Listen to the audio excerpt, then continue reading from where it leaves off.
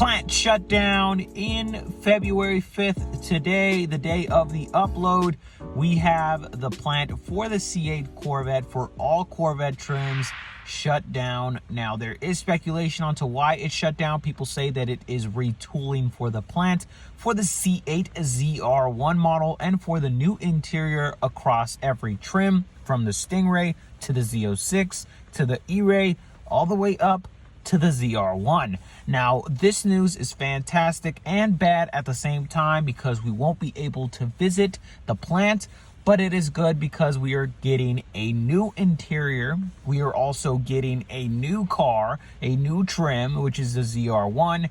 So it's all in good spirits. Let me know what you all think about this news in the comment section down below. Are you excited? Let me know. Thank you all for watching. Have a fantastic rest of your day. Take care, everyone. Be safe, and I will see you all on the next one.